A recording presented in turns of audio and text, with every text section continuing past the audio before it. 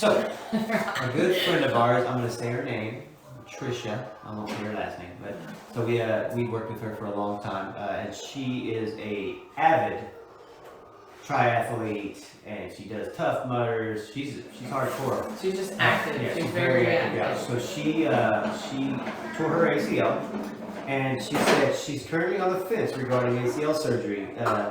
I think if I want to run consistently again, I'll need surgery. There are too many variables to form a good question, but if y'all have any experience with recovery without surgery, I'd like your input. Well, I'm gonna say hands down, yes, needs to have the surgery. Just based on activity level. There's copers and non-copers. Copers meaning you can deal with the ACL tear, not having it fixed, and still be functional. However, But when you're doing what she does, yes, at her activity level, I would say needs to have the surgery. If it were me and I was at that activity level, I'd have it.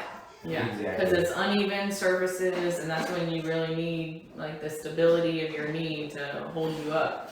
Well, I don't think people get sometimes, because it's a commitment when you have an ACL reconstruction, because you know if you want to do it right, you're gonna have to do a lot of rehab.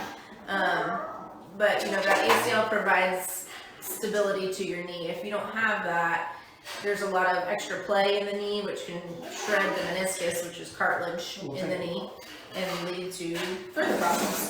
So. okay. Well, I know there's people like, well, his name Dijon Blair, whatever his name is, the NBA player.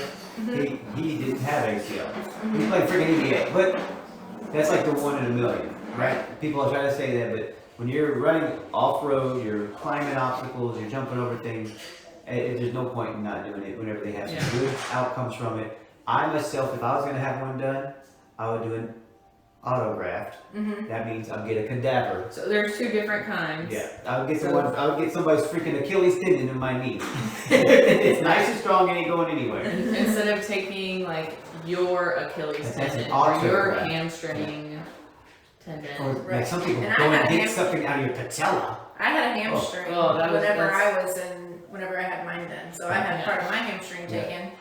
And I recovered fine, but I can It takes a while, right? still to this day, well, I have kids, life, don't work out like I used to. So I can tell that there's still a little bit of deficit hamstring wise, strength wise, and that's been over however many years, high school, that's a long time ago. Yeah. All right. Well, there you go, Trish. Have the surgery. Sorry. Yeah. But yep. Yeah. All right. And don't take it out of your hamstring. You really do. All right. Yeah, or your Or your patella. I had somebody do the patellar tendon. That would I cause heard so about it. much- I never saw it before, but I saw a kid come in.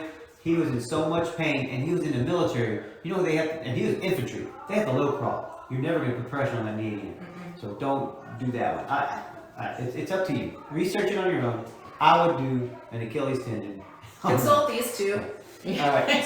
So all right. Very good. Yeah.